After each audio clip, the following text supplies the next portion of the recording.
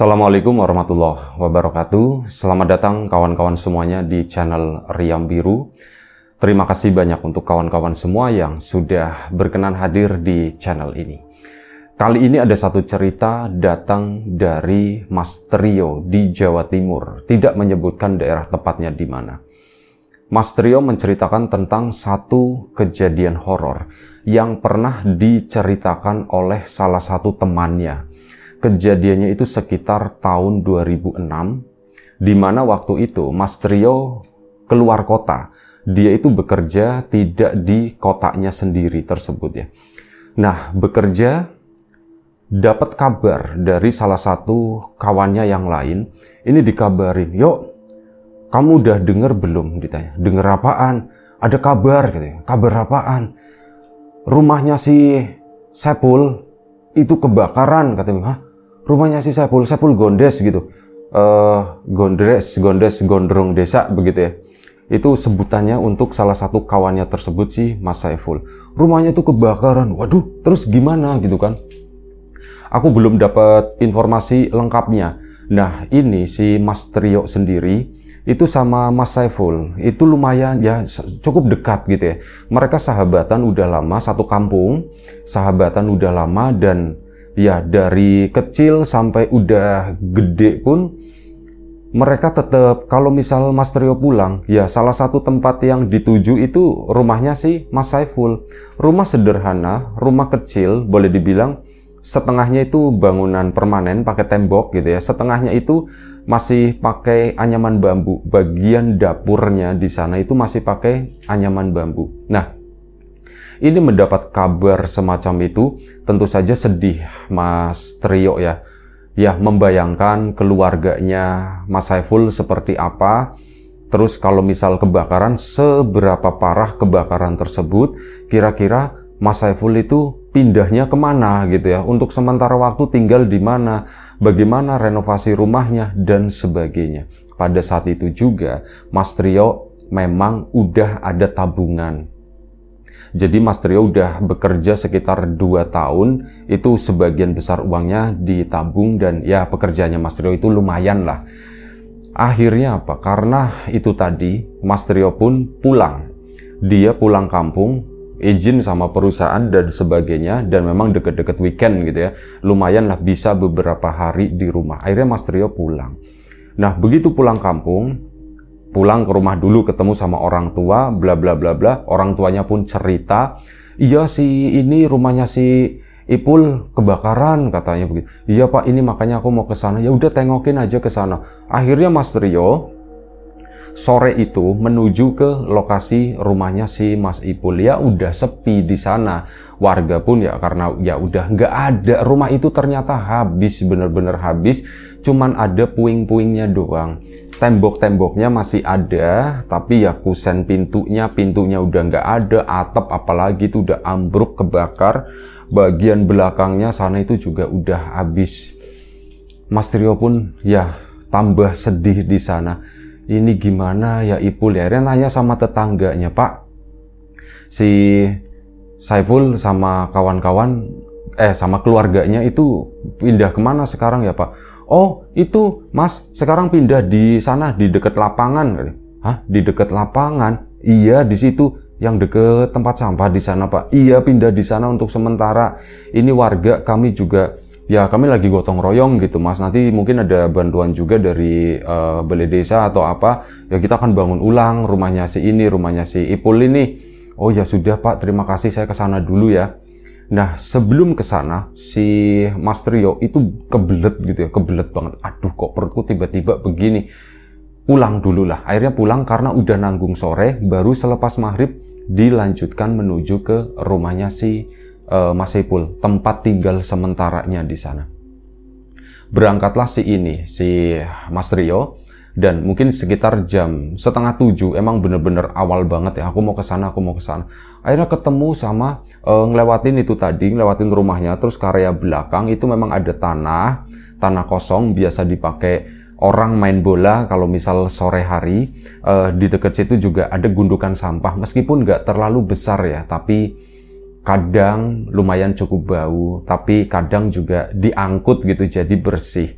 Nah, sewaktu si Mas Trio ke sana, yaitu nyisir dulu ngeliatin kaget, di situ ada kayak semacam rumah darurat, dibilang tenda ya.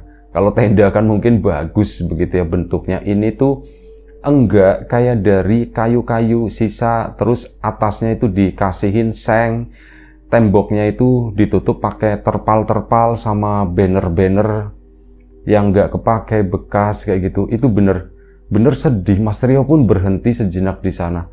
Des gitu kan, manggilnya tuh Gondes biasanya kalau si Mas Trio manggil Mas Ipul. Soalnya dari dulu, dari lulus SD, Mas Ipul itu udah gondrongin rambut. Jadi udah dari kecil sampai terakhir ketemu sama Mas Trio pun itu masih gondrong. Jadi ya motongnya itu nggak pernah motong pendek, masih kategori gondrong lah. Ya entah dari tahun berapa akhirnya dipanggilnya itu Gondes, gondrong desa. Ya Mas, si Mas Ipulnya biasa-biasa aja begitu ya. Akhirnya apa? Setelah berhenti sejenak di sana, mencoba untuk menguatkan, nanti aku ketemu Ipul gimana ya. Akhirnya sudahlah, jalan aja. Akhirnya jalan mendekat ke situ. Assalamualaikum. Assalamualaikum. Ternyata lagi ada tamu. Ada salah satu warga ke sana yang membawakan makanan gitu.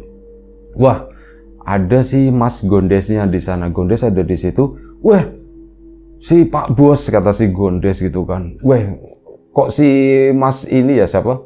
Si Mas Ipulnya sendiri tuh udah nggak ada rasa sedih, muka sedih atau apa gitu. Tetap gitu. Wih, ada si Pak Bos, manggilnya tuh Pak Bos. Padahal bukan bos si Mas Rio itu. Des katanya. Ini gimana ceritanya Des itu? Udah makan dulu di sini kata si itu ya, kata si Mas Ipulnya. Lah, udahlah ini buat kalian. Di situ ada bapak ibunya Mas Ipul, ada Mas Ipul, ada adiknya 2 orang. Adiknya udah gede-gede juga di sana. Ya, orang dewasa semua lah di situ. Akhirnya di situ kan, ini yang warga yang nganterin makanan pun pulang. Mas Trio diajak makan, cuman udahlah ndak usah, saya udah makan kata si Mas Trio. Ngobrol-ngobrol sejenak bersama keluarga si Mas Ipul sambil makan gitu ya. Makan kayaknya dipercepat, dicepetin sampai udah selesai, barulah mereka tuh ngobrol di luar. Ya di dalam engap sumpek, nggak ada ruangan lain, cuman satu kotak begitu ya. Sekitar 3 kali 4 meter, lumayan besar sih. Cuman ya ini cukup menyedihkan kata si Mas Trio. Akhirnya keluarlah mereka, si Mas Ipul Gondes sama si Mas Trio. Ngobrol di luar gelar tikar. Di samping tampak ada kompor dan sebagainya. Untung musim kemarau ya, kalau musim penghujan udah repot. Kebetulan sampah itu juga gundukannya itu tidak terlalu besar. Ya sedikit jadi bau itu nggak menyengat. Lagian angin tuh arahnya ke sana, nggak ke arah mereka. Nah, mereka duduk di depan tendanya. Syahdu ternyata, kata si Mas Trio. Pul, gimana ceritanya Pul? Aku ya nggak ngerti. Ini tuh malam-malam. Ya namanya musibah, namanya bencana kan kita nggak pernah tahu. Jadi waktu itu ibuku kan kayak punya penyakit rematik. Kalau misal dingin gitu, ini kan kaki kanan itu suka nyeri, suka sakit, kata si Mas Ipul. Terus, nah ibu pun bangun, itu malam-malam katanya nyeri banget, sakit banget. Udah dibalut pakai kain, tapi tetap aja masih ngilu. Biasanya obatnya itu dikasih air anget, dianget-angetin gitu. Air anget dimasukin ke kresek ke plastik atau ke botol, nanti ditempelin di sekitar ini tulang keringnya di situ. Nah, dari situ ibu pun akhirnya bangun sekitar jam 1:30 pagi. 1:30 pagi bangun ke belakang buat masak air ya, buat ngangetin itu. Cuman masak sedikit doang. Pakai rantang gitu ya, ditaro. Terus dinyalain kompornya. Ibu itu masuk ke dalam. Sebentar ngantuk juga soalnya, sebentar masuk ke dalam. Di belakang soalnya lebih dingin karena apa? Dapur rumahnya Mas Ipul kan masih pakai geribik atau anyaman bambu. Angin pun berhembus lumayan cukup kencang, jadi itu di belakang itu tambah ngilu. Akhirnya masuk ke ruang tengah ya, sambil duduk barangkali ngeliat sebentar gitu ya, nggak bakalan lama pikirnya ibu. Ibu pun masuk ke tengah, duduk di sana ketiduran. Dan Ya, ndak tahu apa yang sebenarnya terjadi di belakang sana. Ibu itu masak air pakai rantang. Kalaupun habis, masa iya rantangnya jadi menyala besar atau gimana? Ya, intinya aku ndak tahu di situ. Dan tiba-tiba kebakaran aja, kata si Mas Ipul. Lah, waktu kebakaran itu kamu di mana, Pul? Aku waktu kebakaran itu, aku lagi berada di luar, di tetangga gitu ya. Ya, yang kebakaran kan di belakang dulu, jadi nggak ngeh. Dan kebetulan pas aku itu mau pulang. Aku mau pulang, loh, kok kayak ada yang nyala-nyala gitu. Itu tuh apa di lorong antara rumahnya Mas Ipul sama rumah tetangga. Loh, kok ada nyala-nyala begitu? Aku pun nggak berpikir yang gimana-gimana gitu ya. Terus aku masuk biasa aja, aku masuk coba santai begitu. Tahu-tahu brus gitu, api itu tiba-tiba gede banget memenuhi ruangan. Ibu masih tertidur di ruang tengah, bapak sama adik-adikku semuanya itu masih tertidur. Dan aku juga nggak ngerti, kata Mas Ipul, kok tiba-tiba api itu ternyata udah merembet, udah membakar bambu-bambu penyangga atap di situ. Itu udah mulai, loh, kok apinya udah gede sampai sini? Aku pun bingung kan, tak bangunin semuanya. Bu, bangun bu. Api bu. Itu kondisi rumah itu listrik mungkin udah mati atau gimana, kata Mas Ipul. Aku ndak ingat. Yang jelas gelap. Terangnya itu terang karena api kebakaran itu ya. Terus bapaknya pun dibangunin, Pak, bangun Pak. Sama adik-adiknya semuanya tuh pada kaget. Wah, pada teriak-teriak. Dan disitulah aku mengalami sesuatu, kata si Mas Ipul. Tahu ndak? Ada yang narikin katanya, kata si Mas Ipul. Hitungannya itu cuman detik, kata Mas Ipul. Loh, hitungan detik gimana, Pul? Kata Mas Trio. Dia tuh belum nangkep gitu kan. Dari cerita biasa kok tiba-tiba ada sesuatu nih gitu. Ini maksudnya gimana, Pul? Maksudnya gimana, Pul? Ya, aku ndak tahu ya. Kamu percaya atau enggak? Yang jelas ngapain juga aku ngarang-ngarang cerita kayak gini gitu. Apalagi kayak gitu kan ada musibah semacam itu. Ya gimana? Lanjut. Aku percaya, Pul, aku percaya, kata si Mas Trio. Lanjut. Nah, waktu itu bener-bener ini adik-adikku kan ya namanya bangun gitu masih, Pak, kenapa sih Pak, kenapa? Ini yang satu adikku, si Sanusi, dia itu bangun, bukannya lari ke depan, tapi malah lari ke belakang sana menuju ke api yang gede. Itu kan pusat apinya tuh di dapur ya. Itu dapur udah habis kali, udah nyala semua. Di luar pun udah kedengeran suara orang teriak-teriak, air begitu. Itu udah kedengeran. Nah, ini si Sanusi malah lari ke belakang ke situ, masuk ke dalam api. Ya aku kan, woi, ke sini ke depan, keluarnya tuh ke depan, bukan. Bapak pun tak bantu ya, bapak juga kan jalannya ndak cepet begitu. Tak bantuin, ini adikku yang satu udah mau keluar ke depan nerima bapak. Nah, di sana aku melihat, kata si Mas siapa tadi? Mas Saipul ya. Kata Mas Saipul, aku itu diem bingung. Ibu juga cuman bengong begitu doang, bukannya keluar gitu ya. Aneh, tiba-tiba ada beberapa sosok itu hitam-hitam, lebih dari satu. Ini kayak bantuin bapak, ya kayak aku nganggepnya itu kayak orang ngedorong ke sana. Cuman aku nggak kenal. Kalau bapak mukanya masih kelihatan, badannya, bajunya, warnanya masih kelihatan, adikku juga kelihatan. Cuman yang ngedorong bapak itu warnanya itu hitam semuanya. Ibu pun sama, ibu pun kayak digeser begini ya, dipindahin keluar. Nah, aku masih terpaku di sana nungguin Sanusi dari belakang. Tiba-tiba dari arah belakang itu muncul sesuatu. Ini ada hitam besar gitu kan. Itu apa aku ngeliat ke atas gitu kan, lihat ke atas, ini udah kebakar nih, bentar lagi ambruk kalau nggak kuat misalkan ya, ini bentar lagi ambruk nih. Nah, si ini sosok hitam tadi tiba-tiba keluar mendekat ke arahku. Ini apa sih? Sosok itu tuh kayak minggir, jadi kayak nutupin Sanusi. Di dalamnya itu ada Sanusi di situ. Dia diselamatin, ditutup sama badan-badan mereka, ada 4 atau 5 sosok gitu ya di sana. Nah, buka, Sanusi pun keluar dari sana. Langsung mau tak tarik begini, ini keburu digeser sama si sosok tadi. Mukanya kayak gimana pul? Nggak kelihatan, semuanya itu bener-bener hitam, kayak orang itu dicat hitam dari atas sampai bawah. Ada yang rambutnya panjang, kayak kamu dong pul. Aku kan sekarang udah nggak panjang, kata si Mas Ipul. Oh iya ya, ini ada cerita lagi itu nanti. Nah, ini si adiknya dibawa keluar ke sana. Mas Ipul yang masih di dalam sampai apa? Pul, keluar Pul. Mas Ipul dengar teriakan tersebut dari luar warga, tapi dia itu cuman diem aja di sana. Perketek, ada bunyi begitu dari atas, bruk, jatuh. Dan tahu ndak, itu nimpa kepalaku, kata si Mas Ipul. Nah, kamu kejatuhan itu genteng? Iya, aku kejatuhan genteng.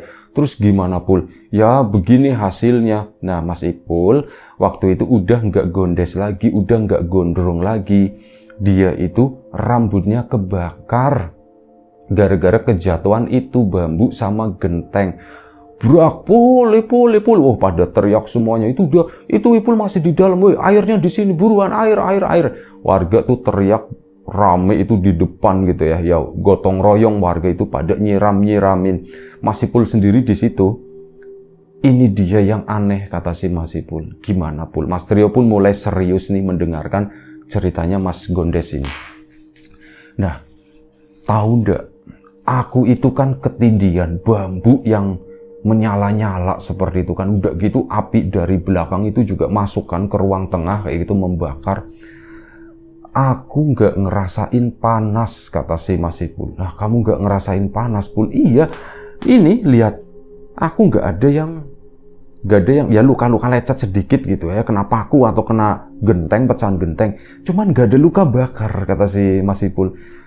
Ya, rambutku aja yang habis. Jadi rambutnya itu bener-bener masih ada sisanya, nggak botak gitu. Cuman ya ini habis karena kebakar itu tadinya itu adalah sepunggung rambutnya. Cuman sekarang udah jadi pendek banget, dan itu kata Mas Ipul, ini belum tak potong katanya.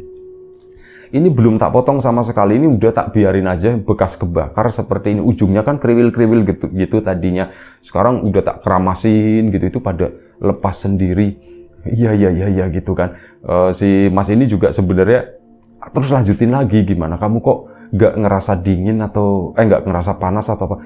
Itu dia, aku tuh aneh. Aku di bawah api, tapi aku nggak ngerasa panas sedikit pun. Aku jadi mikir, ini gimana ya aku keluar dari sini ya? Sampai akhirnya ada sosok hitam itu lagi, kata si ini. Ada sosok hitam, dua lebih tepatnya, itu narik masing-masing satu tangan kanan, yang satunya itu kakiku, bukan tangan dua-duanya begini. Ini aku diseret nyamping gini kan. Aku diseret nyamping, udah aku cuman merem doang karena ada debu gitu ya. Aku pun merem, ini aku kerasa badanku tuh diseret-seret dan aku nggak merasakan panas sedikit pun. Dan menurut warga yang melihat, aku itu kayak dilemparin dari dalam, dan ya memang itu sakit waktu itu. Ini kok dilemparin dari dalam, debruk gitu kan, jatuh. Wah, Pul, gimana Pul? Diliatin, ya udah ini banyak abu-abu gitu ya, warnanya tuh jadi hitam, kayak itu kotor lah badannya si Pul. Kamu gimana Pul? Aku langsung megang rambut, tahu nggak, kata si itu, kata Mas Rio. Aku langsung rambut, dah, rambutku gimana Pul? Rambutmu kebakar gitu. Cuman ada yang nyala, katanya masih ada yang nyala. Tapi kamu ada yang ini enggak, aku enggak apa-apa. Badannya Mas Ipul sendiri itu memang sedikit basah-basah ya, karena kan di sana warga juga nyiramin di bagian belakang rumah ya, mungkin di bagian genteng atas. Nah, ini atap itu udah ambruk. Mas Ipul pun berhasil keluar. Setelah itu Mas Ipul ngecek semua keluarganya, Pak, Bu, adik-adikku semuanya lengkap, Sanusi sih gitu kan. Iya Mas, aku ada Mas. Ya wis lah, Pul, kamu gimana Pul? Ditanya lagi. Aku ndak apa-apa Bu, aku pun ngecek semua badan. Ya nggak apa-apa, cuman sakit dilempar itu aja, sama nggak tahu tadi kejatuhan genteng atau gimana itu, bekas itu doang. Luka bakar sedikit pun itu ndak ada. Mas Trio juga diem di sana. Apa yang terjadi ya Pul ya kira-kira menurut kamu? Ini aku masih boleh manggil Gondes ndak, katanya. Gondes itu nggak apa-apa, aku pakai sampai mati, katanya. Ini bentar lagi juga mau tak gondrongin, kata si Mas Ipul. Oh iya, oke, gimana Des? Aku nggak ngerti, kata si Mas Ipul tadi. Aku nggak ngerti apa yang terjadi malam itu. Akhirnya ya, setelah semuanya kondusif, udah pagi hari, Ya yang ada kami sedih, bapak sama ibu juga tampak shock, adik-adikku juga sama, Sanusi juga, tapi aku belum berani ya buat nanya-nanya lebih gitu ya. Aku berpikir rumah itu udah hancur, kira-kira tinggal di mana ya gitu ya. Dan aku ndak mau ngerepotin warga, ngerepotin tetangga, numpang atau gimana. Kemarin itu ada tetangga yang baik hati, kata Mas Ipul. Dia kan punya rumah kosong. Nah, kami disuruh nempatin di situ, tapi nggak tahu ini bapak sama ibu bilang setuju. Aku juga setuju apa yang dibilang sama mereka. Pul, janganlah nanti ngerepotin, nanti kita punya hutang dan sebagainya. Kita mending, ya itu aja tuh pakai tanah yang di belakang sana, yuk kita bikin tenda dari puing-puing yang ada, katanya. Iya bu. Akhirnya dibantu sama warga, itu ngambilin beberapa puing-puing yang sekiranya bisa diambil, baju-baju yang selamat juga diambil, buku-buku dan sebagainya, dokumen-dokumen, itu alhamdulillah selamat gitu ya, ketutup, jadi nggak kebakar semuanya. Diambillah, akhirnya terbangunlah istana kecilnya Mas Gondes, katanya begitu. Ya begini, ini hasil karyaku, yuk bagus nggak yuk gitu. Bagus sih gitu, cuman emang kamu mau tinggal di sini terus? Ya enggak gitu, itu katanya rumahnya itu mau dibangunin sama warga, terus ya aku juga ada tabungan sedikit lah buat nambah-nambah gitu ya, terus nanti nggak tahu dari pemerintah mungkin dapat bantuan juga. Nah sudah, di situ Mas Trio itu berpikir, Pul, terus apa yang terjadi sebenarnya? Nah itu aku kan nanya sama ibu, ternyata kejadiannya begitu. Terus aku nanya sama Sanusi kenapa gitu ya, kenapa dia kok keluarnya lewat belakang? Katanya dia begitu bangun, Sanusi itu justru ngelihat apinya terbalik, apinya itu di ruang depan sana, makanya dia itu lari ke belakang, di mana sebenarnya sumber api yang gede itu dari arah dapur. Dia tuh malah masuk ke situ, cuman begitu masuk ke sana, si Sanusi itu dihadang sama orang-orang yang gak bersuara sama sekali, gak ngomong, itu kayak mendekat gitu kan. Dan si Sanusi baru nyadar ternyata bus api itu gede banget. Nah dia itu ditutupin badannya, yaitu dibawa keluar ke sana. Mas Sanusi gak ngerti itu apa, dia tuh cuman, yuk ini ada apa sih hitam-hitam kayak gini, dibilang bayangan juga bukan bayangan, dibilang orang juga bukan kayak orang, warnanya itu bener-bener hitam semuanya.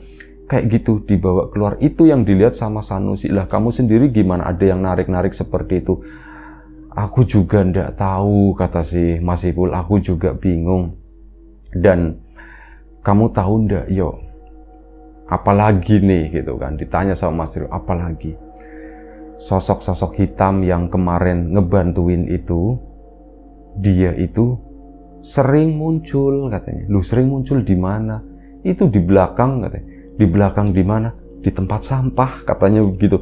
Hah? Di tempat sampah? Iya. Aku beberapa kali itu nggak sengaja mau pipis ke belakang gitu. Aku kalau mandi kan masih di rumah tetangga, di musola di situ. Aku keluar, aku mau pipis kan ya, pipisnya di sampah aja di situ. Ada mereka. Aku ngeliat itu apa sih? Tak pikir anjing atau kucing gitu kan, pada kerol-kerol di atas sampah. Begitu aku aku deketin, mereka tuh pada bangun. Ya aku nggak jadilah. Ya bagaimanapun juga aku yakin itu tuh bukan orang, kata si ini kan. Sampai akhirnya sudah, hari itu pun Mas Trio mendapatkan ya banyak cerita dari Ipul, termasuk maksud dan tujuan ke sana mau bantuin Ipul juga. Diserahkan sejumlah dana pribadi dari Mas Trio ke keluarganya Mas Ipul ini untuk membangun rumah lagi dan sebagainya. Mas Trio sendiri ya, karena Mas Ipul kondisinya lagi darurat seperti itu, ndak enak kalau misal lama-lama. Mas Trio pun akhirnya memutuskan untuk pulang, itu sekitar jam 9:30. Jam 9:30, saking penasarannya aku tuh pengen lewat rumahnya Ipul lagi. Kesana lewat, begitu lewat di situ sengaja dipelanin, ngeliatin ke arah rumah gitu ya, puing-puingnya. Nah di sana, di rumah itu terlihat ada beberapa sosok yang diceritakan sama Mas Ipul. Ada sosok-sosok hitam kayak berkeliaran, itu kan udah gelap ya di situ. Tapi kan ada tembok-tembok yang warnanya itu masih lumayan cukup terang. Warnanya tuh putih-putihnya tuh masih ada. Nah, di situ tuh ada yang mondar-mandir. Kalau yang dilihat sama Mas Trio sendiri, ada sekitar 3 sosok di sana. Serep kayak orang yang lagi nyari-nyari sesuatu. Mas Trio kan berhenti sejenak di sana, tapi karena ingat ceritanya Mas Ipul, ini bukan orang. Akhirnya Mas Trio pun pulang. Nah, begitu pulang, istirahat kan, keesokan paginya si Ipul datang ke situ. Yo gitu kan. Woi Pul, gimana Pul katanya. Kamu istananya ditinggalin kata si Mas Trio. Ya mau gimana lagi, istanaku lagi mau direnovasi sekarang gitu. Renovasi apa enggak, bercanda. Makasih ya aku nyampein dari bapak sama ibu, terima kasih atas bantuannya. Alah santai Pul. Nah di situ Mas Trio cerita, Pul, aku tadi malam itu ngelihat ada bayangan-bayangan hitam di bekas puing-puing rumahmu itu. Memang iya, kamu tahu ndak sih yang ngumpulin? Ini aku juga bingung kata si Mas Ipul ya. Ada beberapa mainanku saat waktu masih kecil loh. Itu kayak panggalan itu yang diputer gitu, yang kayu ngeng gitu. Terus pokoknya mainan kecil yang aku masih simpen di laci di sana. Itu terkumpul kata si Mas Ipul. Nah di situ tuh terkumpul, plus ada beberapa buku-buku adik-adikku, ada beberapa buku cerita, sama ada juz amma gitu. Itu dikumpul-kumpulin juga di pojok di sana. Ini yang belum sempat keambil. Kalau dokumen-dokumen itu kan udah keambil ya. Ini karena ketutup lumayan cukup dalam. Pas aku ke situ, itu udah ngumpul di pojokan sana kata si Mas Ipul. Aneh ya Pul ya, orang kali Pul, itu orang pasti. Aku juga ndak tahu Pul, aku penasaran sebenarnya gitu. Penasaran apaan?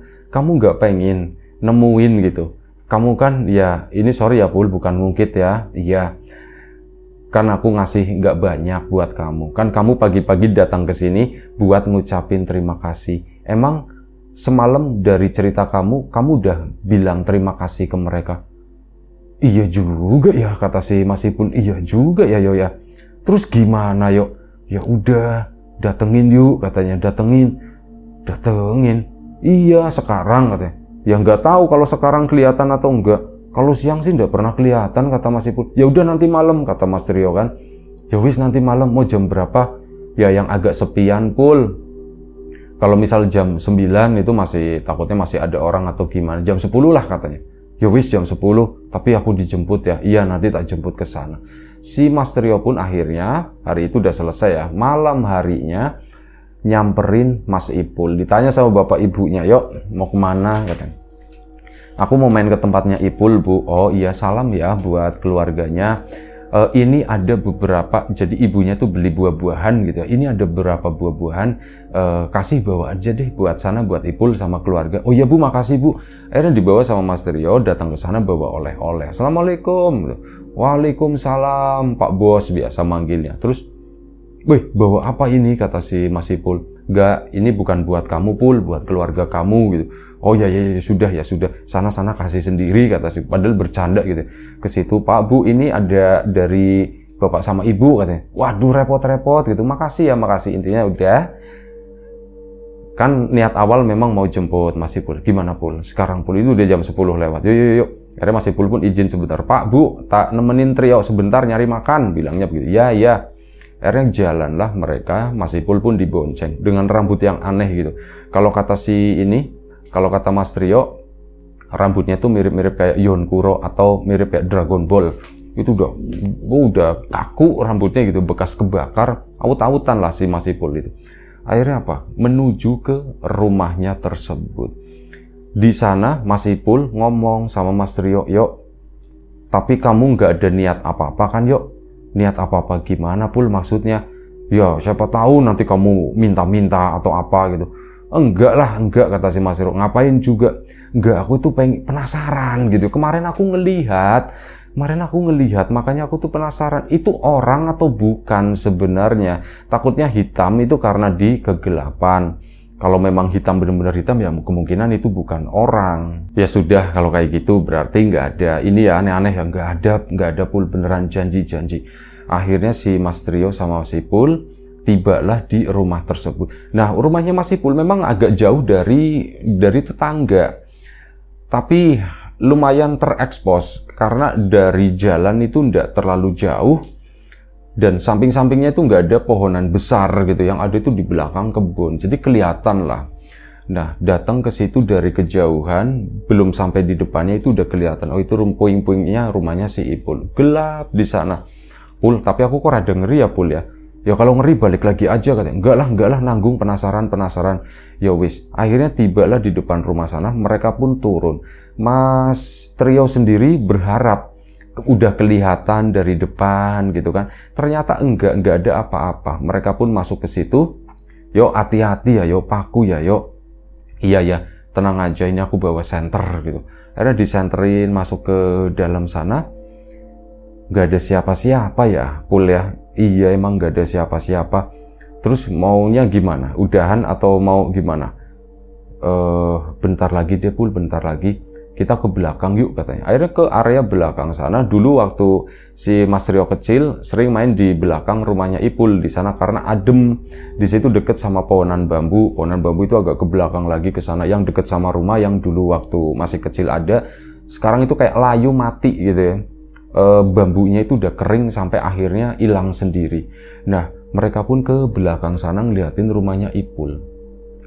Di situ Mas Trio kaget. Karena apa? Dia itu melihat sesuatu mulai bergerak di sana. Di rumah tersebut, seret, ada yang bergerak tapi kayak gitu, cuman dari puing-puing gitu ya, dari tembok seret gitu doang. Pul, aku ngelihat Pul. Iya, memang aku ngelihat. Itu tuh di sana tuh kata si Mas Ipulnya. Di mana? Di pojokan. Nah, di pojokan itu si Mas Trio pun melihat ada 3 sosok di sana yang berdiri.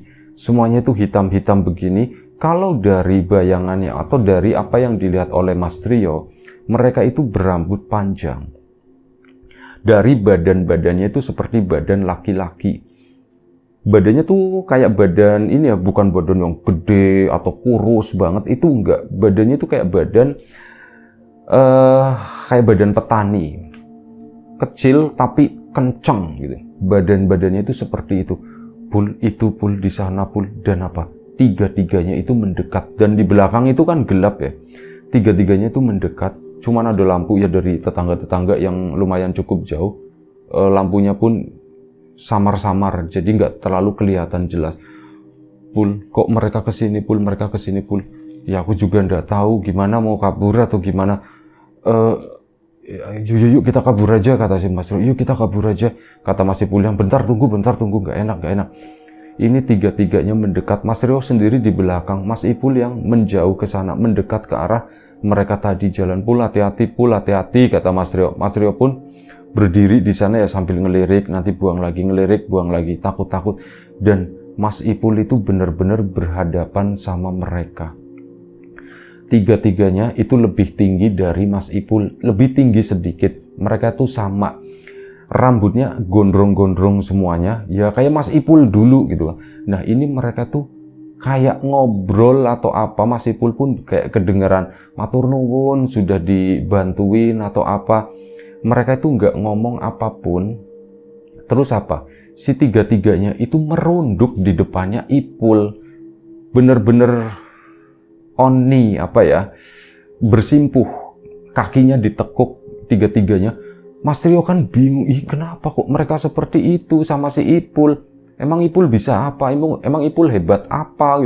Mereka tuh merunduk terus bangun lagi, balik lagi ke sana, ke pojokan rumah yang gelap banget di situ, dan mereka tuh menghilang di sana.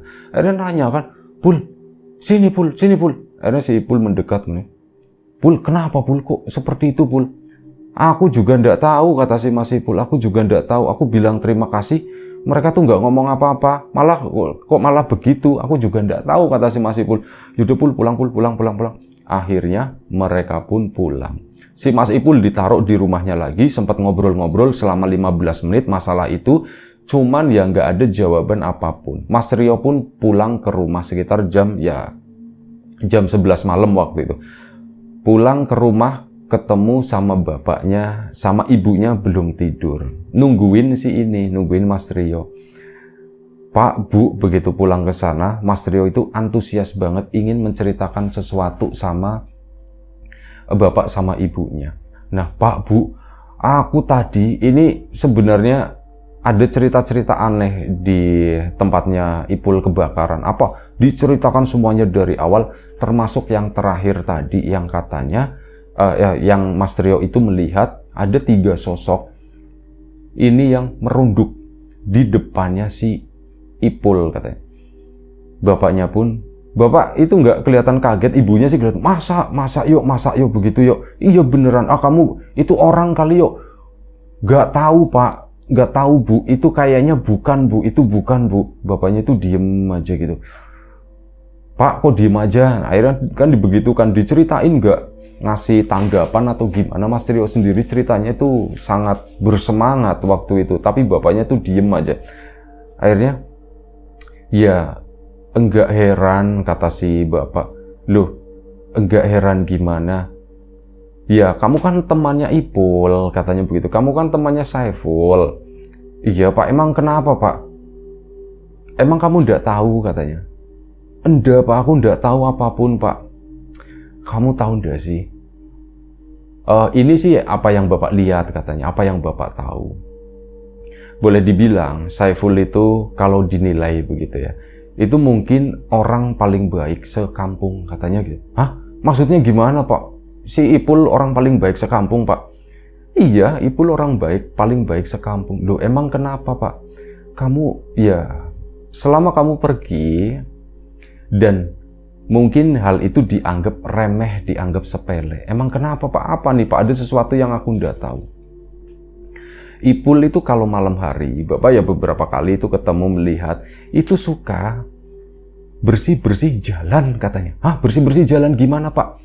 Disapuin pakai sapu lidi Pak. Bukan pakai sapu lidi, pakai sapu rumah. Bapak itu pernah sekali nanya, Pul, kenapa nggak pakai sapu lidi aja Pul? Nah jawaban Saiful apa? Kalau aku misalnya aku pakai sapu lidi Pak, nanti berisik, warga tetangga itu pada tahu. Jadi aku pakai sapu ini aja Pak. Pakai sapu yang buat nyapu di dalam rumah itu buat pakai jalanan, buat nyapu jalanan kampung gitu. Itu kan jadi tipis gitu ya, udah berudul. Itu disapuin, dibawa serok gitu. Nanti dikumpulin sama dia. Itu dilakukan setiap hari kata si bapak. Serius Pak? Iya beneran serius. Dan terus sampahnya dikemanain Pak? Ya sampahnya dibuang di situ, yang tempat tendanya Ipul di lapangan di sana. Oh di situ gitu. Oh jadi begitu Pak. Terus apa lagi Pak? Terus apa lagi? Dia itu sering melakukan sesuatu yang orang lain tidak tahu. Bapak itu tahu. Bapak itu pernah ngobrol itu sama orang-orang musola. Ipul itu lagi-lagi kalau malam misal habis bersih-bersih ya gitu, dia tuh sempetin ke sana dicek, kalau kotor nanti dibersihin, kalau nggak kotor ya udah dia pulang. Dan nggak ada orang tahu masalah itu kata si bapak. Bapak ngarang katanya. Bapak ngarang, ini cuma nyambungin. Beneran sumpah bapak nggak bohong ya Bu ya. Bapak pernah cerita itu kan Bu? Iya bener, Bapak itu pernah, udah lama Pak cerita itu Pak. Iya itu udah lama. Dan sampai sekarang itu masih dilakukan. Ipul itu seperti itu orangnya. Dia suka melakukan sesuatu secara diam-diam yang orang lain itu nggak tahu. Tapi bermanfaat buat sekitar gitu. Ya mungkin warga sekitar dekat situ tahu gitu ya. Tapi mereka bisa jadi ya berterima kasih atau malah menganggap, alah Pul ngapain sih Pul gitu ya. Nggak ada bayarannya, nggak ada apa kayak gitu. Dan Bapak itu juga sempat nanya dulu, Pul, kenapa kamu mau melakukan hal seperti ini? Nggak tahu Pak, aku seneng aja, soalnya ya aku kan gak ada kerjaan Pak, gak ada kerjaan yang bikin aku capek. Jawabnya itu seperti itu. Jadi ya aku mau ngapain lagi, rumahku udah tak sapu bersih. Dan ya aku mau ngapain, aku cuma duduk-duduk doang. Ya jadi tak sapuin jalan gitu. Jalan tak sapuin yang sekiranya kotor. Dia tuh suka jalan-jalan malam sendiri. Kayak gitu Pul. Ini sih mungkin, ini cuman asumsi Bapak aja. Kalaupun memang ada benar sesuatu yang seperti itu ndak tahu dari bangsa mana. Kemungkinan bisa jadi itu sebagai timbal balik ke kebaikannya Saiful. Dan ya kuburan itu yang sering ngebersihin siapa gitu? Emang kuncennya atau apa? Bukan, itu tuh si Ipul, kata si bapak. Oh jadi begitu bapak tahu banyak tentang Ipul, tahu banyak lah ya, karena kan Ipul sama kamu deket. Jadi ya bapak juga kenal sama orang tuanya, sama Ipulnya juga kenal. Dan bapak setelah melihat itu sering tak perhatikan, ya itu makam yang nyapuin itu siapa? Ipul. Dan banyak hal-hal lain yang mungkin yang bapak itu nggak tahu gitu ya. Tanpa disuruh biasanya Ipul itu kerja sendiri. Dan malah kalau nggak salah, kalau misal diminta bantuan sama orang, itu malah Ipul nggak mau. Kalau misal ya, Pul, minta tolong Pul, ini got saya mamput. Aduh, saya nggak bisa, kata si Ipul itu begitu. Alasannya Ipul mungkin takut rambutnya kotor atau gimana. Tapi ya untuk hal-hal yang nggak diminta itu dilakukan sama dia, itu suka-suka dia, sesuka hati dia. Ya mungkin itu kali ya, mungkin itu. Bahkan yang nggak terlihat pun malu dengan Ipul. Ya ada kejadian seperti itu, Ipul pun dibantu. Bapak nggak ngerti ya, ini bapak nggak ngerti beneran. Ini bapak ngomong nggak ada dasarnya. Asal ini asumsi aja. Kemungkinan seperti itu. Ada yang dekat sama Ipul, dan di saat Ipul membutuhkan, di saat dia bingung, ya mereka itu datang, katanya begitu. Oh begitu ya Pak. Mas Trio pun jadi berpikir, apa iya benar sespesial itu kasih Gondes gitu ya.